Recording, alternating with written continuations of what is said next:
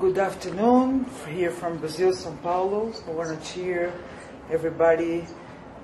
We are in the Global Week of Entrepreneurship, and we are in the 4th week of self-knowledge in Quantum Group that we do currently together with the Entrepreneurship Week. And I am welcoming here Dr. Amit Goswami with all my honor, all my heart, and all the pleasure of this house and these people here in Brazil and all around the world that are facing us. Very welcome, Dr. Goswami. Hi, Claudia. It's good to be here. So, we have some questions here. We have this contribution about entrepreneurship and quantum physics, the new science and the new feelings around people. So, I'd like first to start inviting you to talk a little bit about entrepreneurship nowadays in the view, in the eyes of the new science.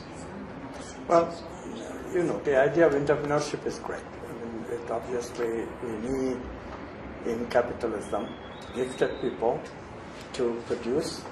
There are consumers waiting with needs, so that has to match that.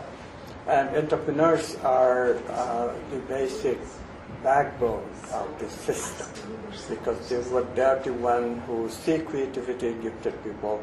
They are the one who put together the financial arrangement, and then they make it possible to produce, which will excite and satisfy the needs of many people. But unfortunately, you know, we have lived in a worldview which is based on a very limiting idea called scientific materialism. And today we are very stymied about the role of entrepreneurship, the role of creativity in everything, because in this worldview we are all machines, we are mechanical. So there really isn't any real creativity. All creativity is whatever is permitted by machines to do, which is to put old wine in a new bottle in a new way. There is nothing new in this worldview. Only old things can be permuted and combined to take the shape of new forms, and you sell it through marketing. So entrepreneurship has become very limited enterprise. And this is what is showing up all over the world.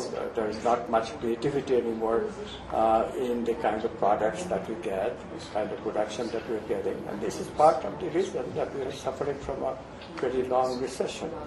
It started in 2007, and its effects are still going on in Europe and America, especially in Japan, not so much in the developing economies like Brazil. But even it's catching up even with Brazil. I think that the worldview change is about to happen, and I know a little bit about it because I have been talking about this new worldview for some time, based on consciousness, based on human experience, where creativity is human creativity, and we really have tremendous new ideas to offer to entrepreneurs if they are willing to listen. So this is a good week for me to come to Brazil and talk to you about this.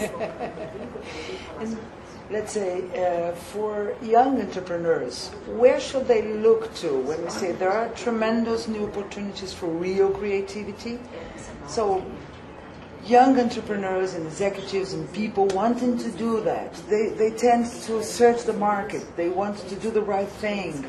But what would you say that's a very important, a basic point they should look to or at or in the direction of, so that they would be really joining this this real creativity we lost the track of? They have to start looking at themselves as human beings and not as machines. That's the first thing they do. If you look at ourselves as human beings, we'll find that we have 4 kinds of experience, not just sensing, which is the machine aspect of our being, but we also have feelings, thinking, and even a very subtle dimension that we call intuition. And we have not used this subtle part of our experiential being into the idea that they too can be subjected to economic needs. We really need to express our feelings and satisfy our needs for feelings. We really need meaning. This one we satisfy a little bit. We call it education, and that's just good. And we satisfy a little bit of our intuitive needs for spirituality. But under the worldview of scientific materialism, spirituality is doubted. And we even doubt the existence of meaning, because meaning is not computable. Meaning cannot be processed by computers. So the feeling is growing among many scientists that maybe meaning doesn't exist. Whatever you cannot explain, you deny. That's the strategy that human beings have been playing for a long time. So it's payoff time. When a worldview ignores a huge bunch of opportunities for production and consumption, namely, we feel vital energy, huge amount of capacity of production in the domain of vital energy. We have huge capacity to produce meaning, much more than we have so far. We do a little bit. And the possibility of spirituality and those aspects of us that we intuit to come into the economic arena is so huge. I cannot talk about it, and I can go on and I'm talking about it for hours, but let me put it into positive way. So, if entrepreneurs would listen, if young people are ready to listen, I think they are, because I find young people much more quantum, much more, quantum is the idea of possibility. Quantum says the world is full of possibilities. Objects of the world are possibilities for consciousness to choose from. So if we are open to possibilities, then we are already creative. And young people are, I think, ready to give up the notion that our possibilities are very limited, they are only limited to our being machines, and really take up the responsibility of being humans, start taking creativity as their primary goal, and innovation will take off, and entrepreneurs will have a lot to do.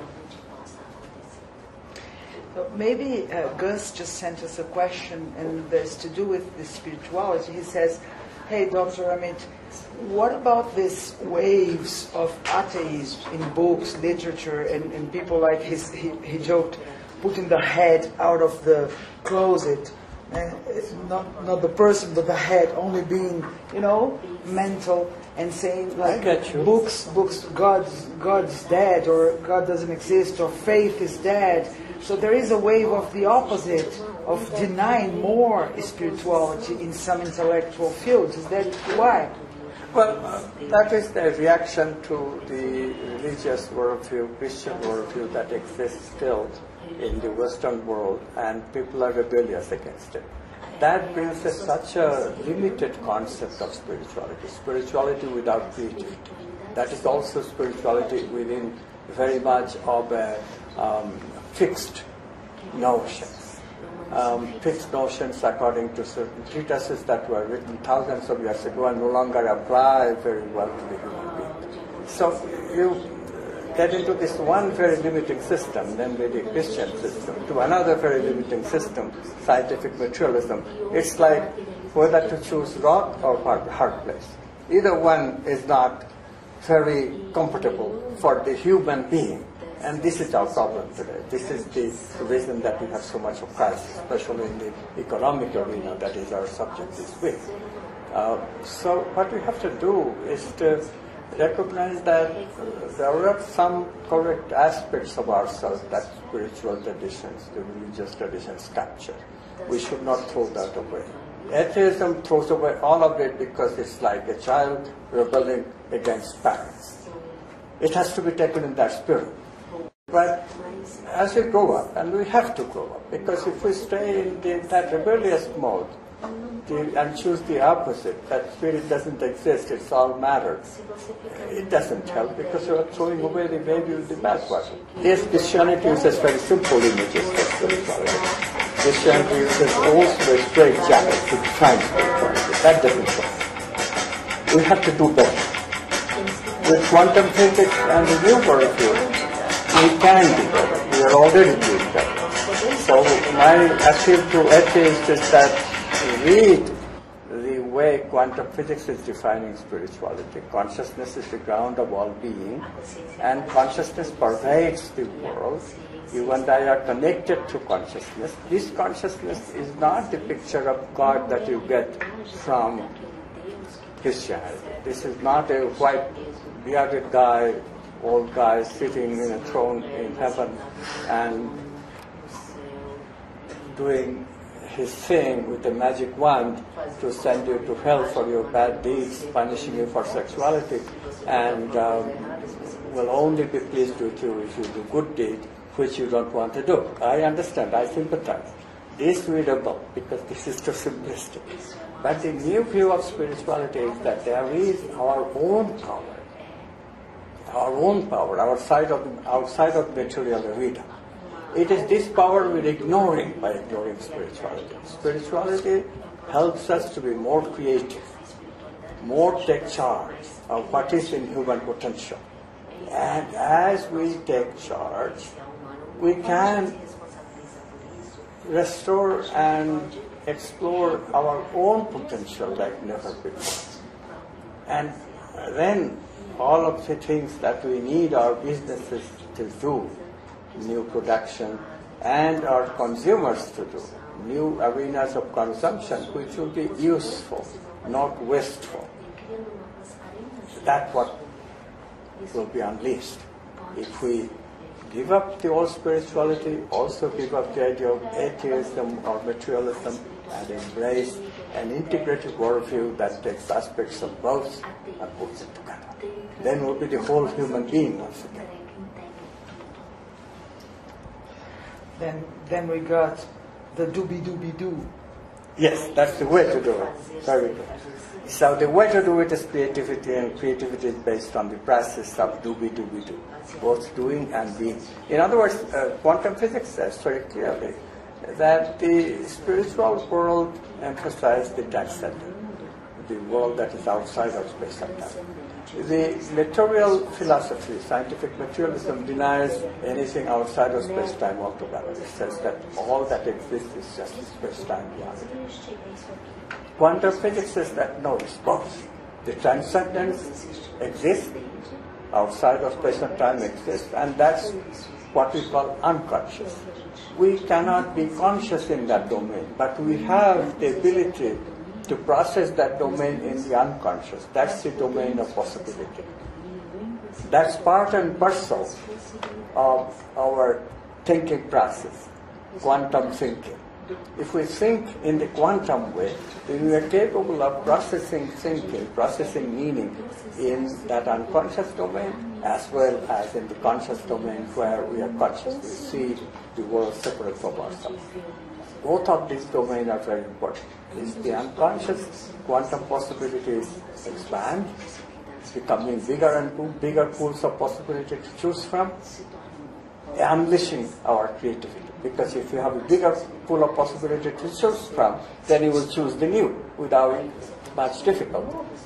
And when you bring that new into the world with a quantum leap, a discontinuous transition in thought, and you present a new discovery to the world which will be the basis of a new industry, completely new idea for expansion of capitalism.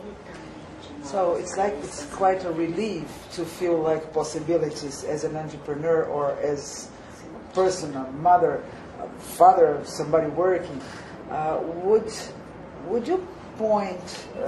Self-knowledge is a rich thing to do. To look inside. Well, this is not. You don't have to go as high as self-knowledge. That is a little scary to people because these questions sound like too esoteric. Who am I? Well, we have the idea. I have an I, if I can call it an ego or self. To say that we have a deeper self takes a little bit of exploration before we get into that.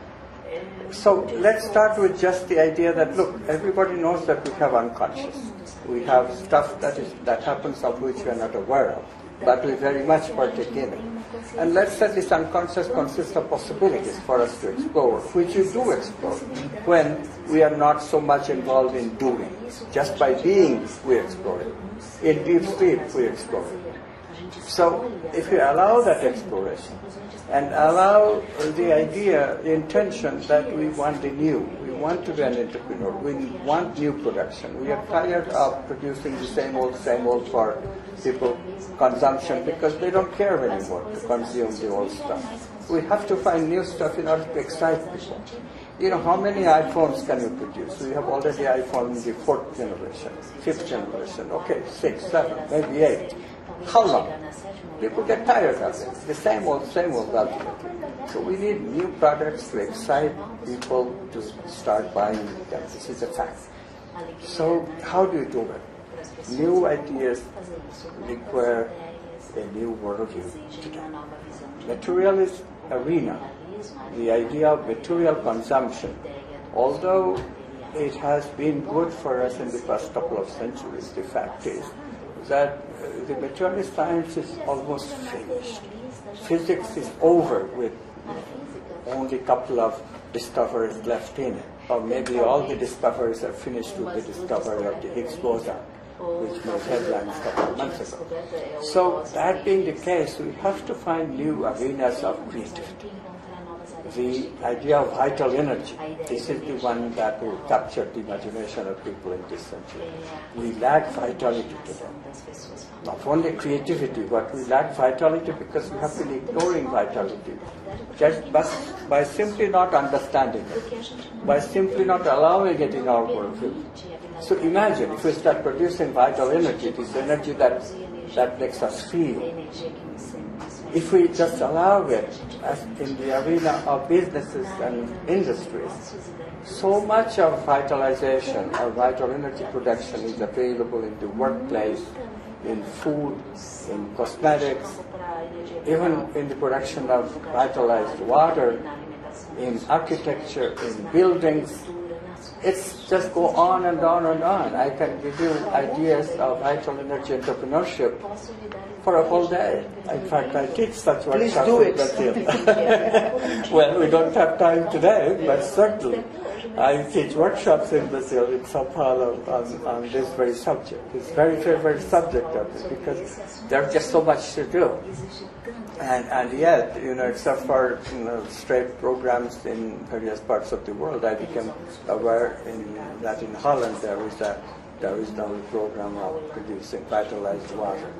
And we are trying to do that in Brazil with some cosmetic companies and a few others have been interested. But we have many more. Health and healing, that's a major field, major area where vital energy can play a huge role that will make medical health available to people at a much lesser cost than at the moment.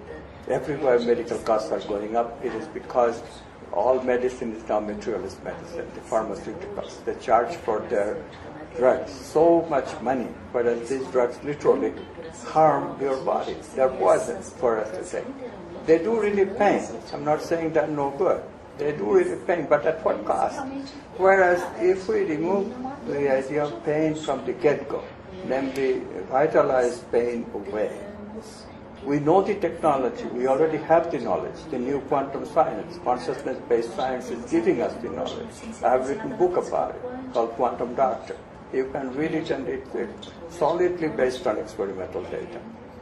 And if we really start using vital energy medicine, I know in Brazil homeopathy is quite popular, that's a vital energy medicine, but there is so much scope for producing new medicine in this area, new research in this area, new businesses and industries in this area.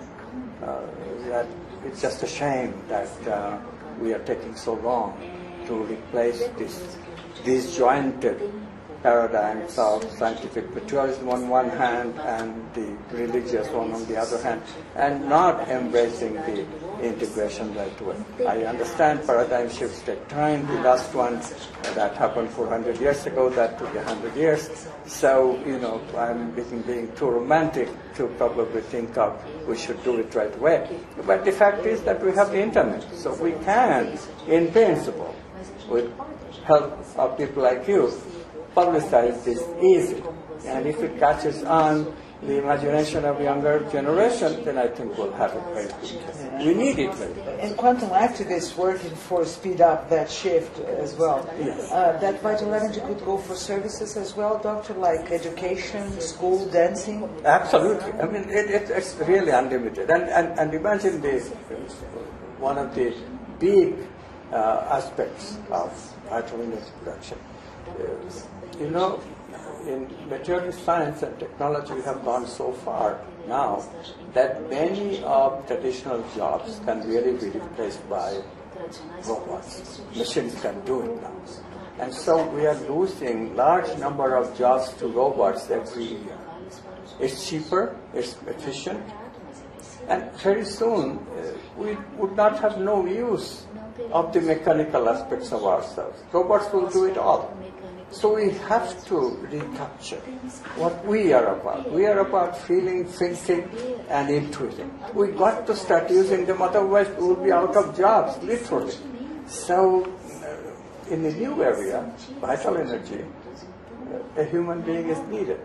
I am needed. Of course, a plant can give you vital energy too. Plant is already alive. Any alive being can give you vital energy, but not the sophisticated vital energy like love that only a human being can produce. You cannot get this kind of human love at the level that humans are capable of from lower animals, let alone from stones. You cannot love a rock, so you have to come to human beings, and we have the technology to teach human beings to love so much that just by sitting in proximity of such a person, you can pick up love and you feel happy. And this is what we're looking at as subject of entrepreneurship. And how much imagination does it take to see the potency of this? Well, this is the 4th week of self-knowledge in the Global Week of Entrepreneurship. I'm talking with Dr. Amit Goswami. I'm Puerto Rican, and for the questions people might be wanting to send here or ask, we have some minutes for answering some questions now. I think this last one was a very good tip for taking care of self-knowledge. Love as much as you can, right, Doctor? Right. And, happiness, that's another one. I met a being in a place called Rishikesh in India. My wife and I were walking the sides of the Ganges, and a man comes out of the house and says, "Would you like to hear a discourse by Laughing Baba?" Now the word Baba means a spiritual teacher in India. It's like father figure. The Baba tells you what to do in the spiritual realm. So we had nothing else to do. We took a break from working and went inside. Baba is teaching Bhagavad Gita, which is a famous Hindu treatise. I have already read it. So I sit down, but the Baba is speaking in a language, an Indian language, but I don't quite know it and understand it. So I'm getting bored. I look around, and then I see a very strange thing. Everybody's face has a smile in it. And it's a happy smile. It's ear to ear. You cannot simulate such a smile very easily. So I'm very surprised and look at myself, and I find that yes, I am also smiling because I'm happy inside. That's why I'm smiling. And then it occurs to me, this is why this guy is called Laughing Baba. He, in his presence, we feel happy. Now, the idea did not come to me immediately. Years later, when I'm looking at the prospect of developing an economics of consciousness based on the new paradigm, the idea comes back to me, and I can feel the happiness that I felt that day. with our understanding of quantum physics, with our understanding of creativity and spirituality today, we can actually produce laughing Babas. Literally, we can have a happiness production farm and produce human beings with the capacity of laughing Babas. So we put them in places like industries and businesses where vitality is lacking, happiness is lacking, people's productivity is going down because they are morose, they are unhappy, they are not satisfied. We put laughing Babas in various chambers in these places, and people go there and get vitality. Or we can put them in offices, like today we do psychiatrists, and put a sign, happiness for sale, 100 reals an hour. We do that here. Well, if you do it with laughing Babas, it will become a fantastically popular thing because people actually will go to these people and find satisfaction. You don't have to do anything, you just sit there and imagine this. You don't have to do anything, just sit there. The happiness will be induced in you for the simple reason that their consciousness is so much into non-locality. This is the new quantum concept, signal-less communication, without having to say anything. The consciousness is so mature, so developed, so spiritual, it permeates your being and you become happy. This is what the entrepreneurs have to look at. This is what they have to look at, giving up the prejudices that all entrepreneurship must involve some material product. I have to add on a materialist thing. We have a very materialist executive here in the house, and he began to believe quantum physics because he said, I don't know what you guys do, but it's cheaper than putting money on magazines and expensive campaigns. So it's like you bring more things, love and people and communication and science, isn't it? Right, and in the process, just look at the process. We transform as we grow economic product. So, this is literally a way of transforming society through economic development. We literally do economic development in a new arena, namely the human arena. And literally, by doing that, we transform society both at the level where we produce and at the level where we consume. Because if you consume happiness in this way, if you consume love in this way, sooner or later you're bound to ask, okay, can't I be like this? I'm just sitting with this guy and feeling happy. Can't I be like this and feel happy? And when that desire enters, that's when you are ready for self-knowledge. Because to do that, you really have to know your deeper You were here, first of all. You were here, first of all. That's right. Beautiful, though. Yeah. So, well, thank you a billion, a trillion of vital energy in being here. I would like to know if you guys want to send some questions. Então, pessoas, se vocês quiserem mandar alguma pergunta, people who want to send questions, e pessoas daqui também, we would love to attend that now.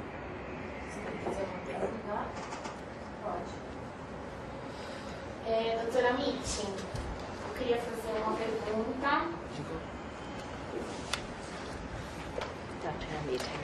Queria fazer uma pergunta, achei muito bacana quando você falou sobre energia vital. As concepções assim, filosóficas e algumas psicológicas do Ocidente acreditam numa energia dual, uma energia positiva e uma negativa, um dualismo. A física quântica, pelo que o senhor falou, acredita numa energia única. Eu queria que você falasse mais um pouquinho sobre isso, né, trazendo os dois paradigmas para a gente.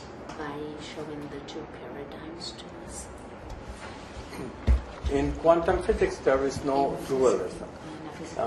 Usually what we have, the problem we have is that when we talk about vital energy, physicists and scientists raise the idea of dualism because they say non-material vital energy, how does it interact with material objects, material energy?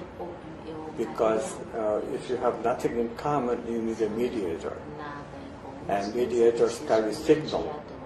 Signals carry energy, but the energy of the material world itself is always a constant. This is called the paradox of dualism.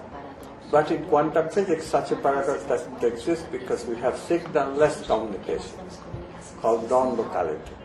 We have a mediator called consciousness. So consciousness within it contains both the physical and the vital world, and therefore mediates the communication between the physical and the vital. So literally, these are the scientific knots, philosophical knots, that we already have untied. We have removed those objections. Now it is ready to be instituted. Now we are ready to explore vital energies economically, in business, in industry, and change the world.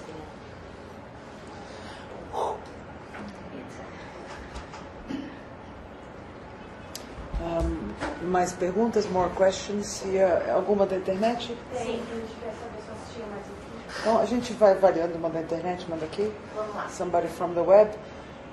A Natália Santana, via Twitter, está perguntando como a gente pode ativar essa espiritualidade e essa vitalidade dentro de nós. Well, how can we activate vitality inside us?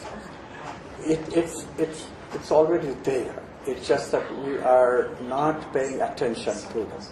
The Eastern psychologists, people of India and China and Japan, places like that, Tibet, they have studied this millennia ago, and they found that there are places in the body called chakra points. These chakras are becoming very popular also in the West. They are being rediscovered in a sense.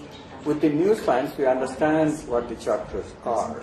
The chakras are those places where we experience both the vital and the physical in connection with a particular biological function represented by an organ. For example, when you say that your heart is open or your heart chakra is active, what you're experiencing is your immune system on one hand in the form of the thymus gland, and the movement of vital energy on the other hand, which you call romance or romantic feelings, love. In this way, we already have the capacity, but we have to start using it. To use it is the problem. There are vital energy associated with lower chakras. These we don't have to work hard to use it. These come, unfortunately, with negative connotations. These come not only with positive ideas of self-esteem, but the other side of the coin, that if you have too much of that self, too much of ego, then you have pride.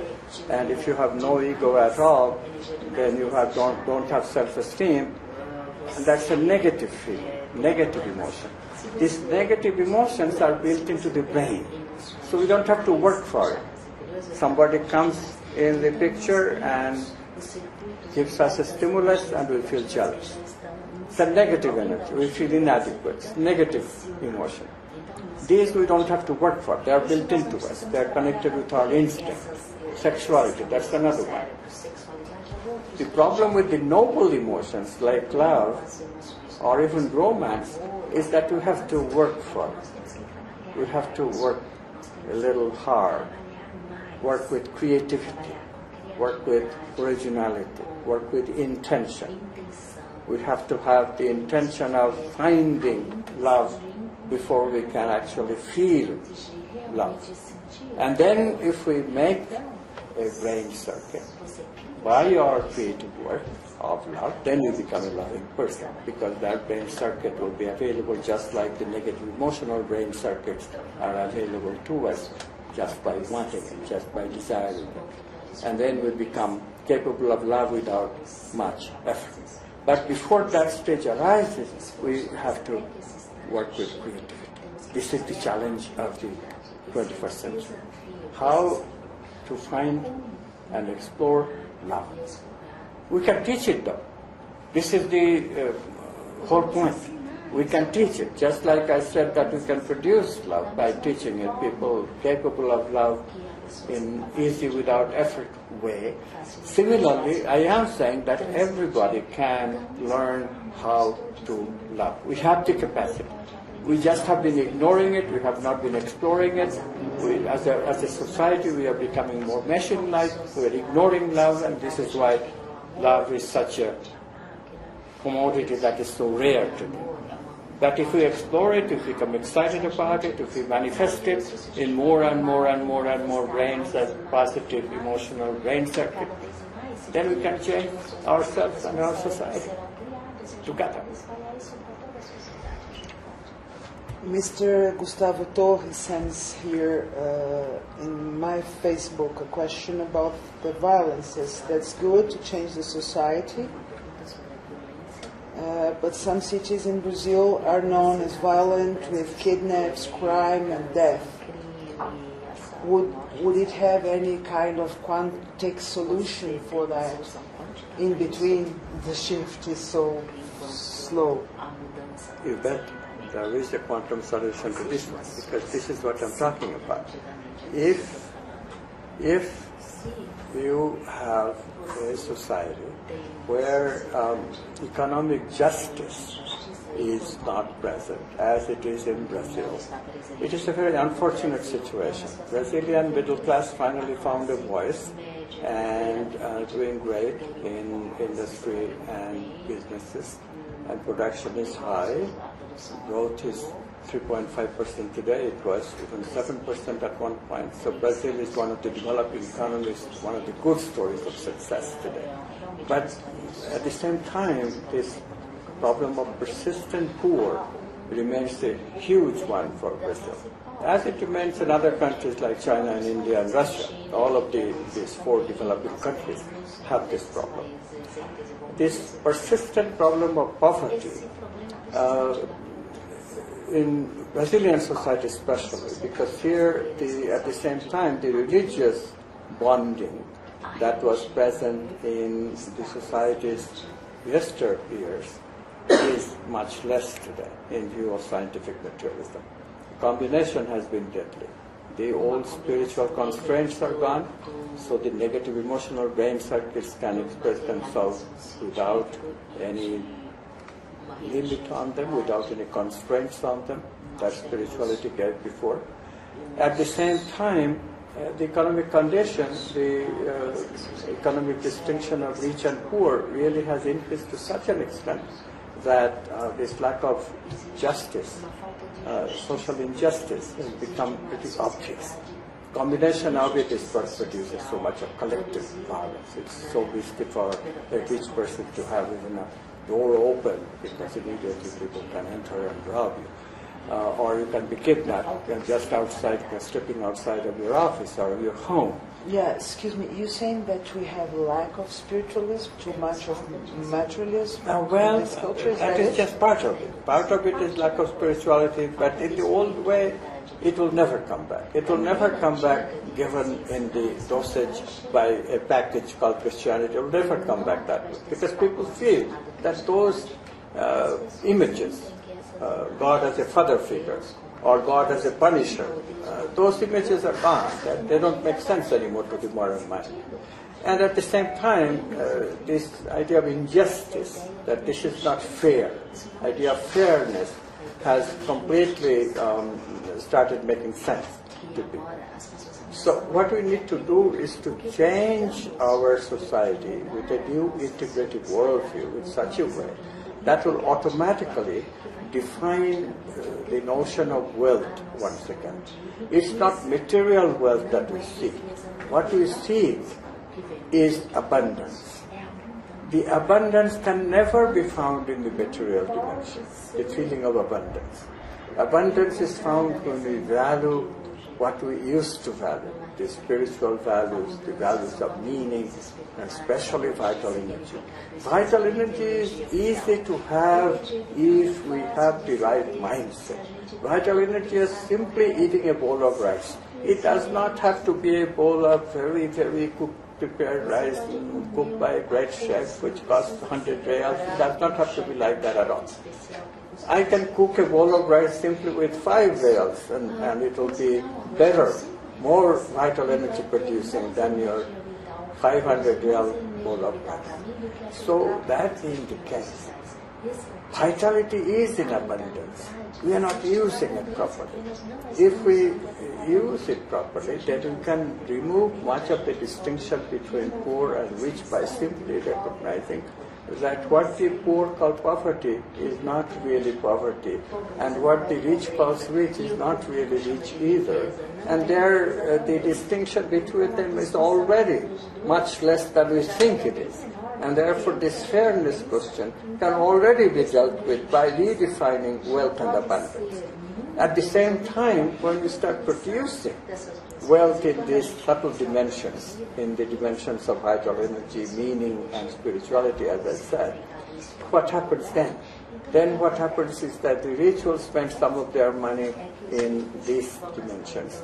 And these dimensions are infinite, they don't cost much money to produce. So the poor will be able to enjoy it and satisfy some of their spiritual needs too. And therefore a combination is reached where literally a sustainable economy can be built, where gradually the distinction between rich and poor will decrease. More and more of the poor will come to the middle class, more and more of the rich will not be ashamed to come to become part of the middle class either, and that's what the action is. So I easily see a future in Brazil and everywhere, where 90% of the country will be middle class. There will be a lower echelon and there will be an upper echelon of the middle class, high end and the low end, but everybody will be middle class. Everybody will be able to explore not only material wealth, but also a big amount of spiritual wealth, vital wealth, mental wealth. And the whole idea of fairness will be satisfied. People will feel that yes, it's fair now, the society is fair. The need for violence will just go on. Like dew goes away in the morning sun. Need for violence will disappear. We will not have this grievance, this violence that we feel against the society. We hit ourselves against the society. We just want to reach out and lash out. We won't have those kinds of destructive, negative emotions anymore. The consumption of good energy will also transform us. We'll become a more loving society if we did this. I hope we do. A last question, uma última pergunta.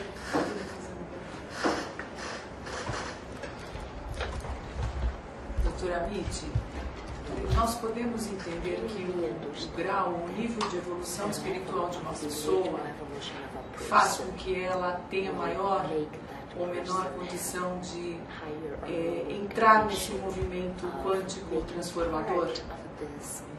É o nível de espiritualidade dessa pessoa que pode desencadear esse movimento quântico favorável?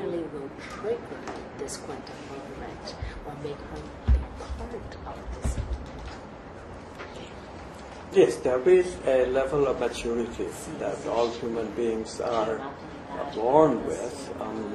Human condition is such that we not only have one life, but we have many lives. In Brazil, I have noticed that the idea of spirituality or spirits, survival after death, is quite common because the phenomenon of channeling is quite prevalent here, accepted. And that is very good. I enjoy teaching in Brazil partly because the Brazilian mind is so open towards ideas such as reincarnation, survival after death, and channeling. So what happens when you accept such a schema, which quantum physics, by the way, and experimental data completely support? When you accept such a schema, what happens is that you realize that there are new souls and there are old souls. This is the old language of the soul, the surviving entity after we die. So what does that mean? A mature soul comes with a lot of learned expertise. In other words, what you call spiritually advanced person, yes, all souls have that spiritual advancement, spiritual maturity, the ability to explore creativity in much more profusion than a new soul. New Soul has the potential to do everything, but it is a fact that human beings also have a great amount of inertia. So we take a few births to get a hang of creativity. After that, there's no limit to where we can reach. There's no limit to spiritual maturity that we can achieve in even one life. But before that, that stage of overcoming inertia, it's just like babies require a few years to develop an ego. And that ego can be a very spiritual ego, but before they have it, they will enjoy their childhood. So, this is, there was a novel, science fiction novel called Childhood's End. That childhood's end has not happened yet for humanity. We're still divided into grown-ups. There are many mature souls, especially in Brazil, I have noticed. But there are also many very young children. And of course, we have to be very patient with the young children. We're talking about violence. Such violent behavior would never enter into the mature souls. But for young souls, it's an exploration of a kind that seems very natural to do for a belligerent child. Okay, the society is not giving me a good deal, so I'll take it by force. That kind of idea. We have to put up with it. We have to be patient with it. We have to put up with the belligerent behavior just like a parent puts up with it, patiently, and gradually transform that into something productive. Amit, can you repeat the name of the book you mentioned? You mentioned a book? Oh, yes. I also wrote a book about this called Física da Alma, Physics of the Soul. Escrevi livro sobre isso, chamado A Física da Alma. Okay. And so if you want more information about incarnation, please read that book. It is definitely very informative. Sobre a reencarnação vocês vão encontrar nesse livro. Então é o livro do próprio Amit. Tem lá no estúdio, pode. Well, we are, without, of course, we could talk the whole day and the whole year. It's quite a pleasure, in a way, Baba, Yes. Energizing. Of course, 90% of medium class makes questions in our minds, is that the model of society for economics and so forth, but the message and the invitation of development brought here today makes us just quiet and calm and in peace to do that, to transform, to love, and to keep making it happen. Good businesses and good entrepreneurship. Thank you very much. This house is yours, my honor, and the honor of Quantum Group. You're very welcome, Claudia. It has been great to be with you.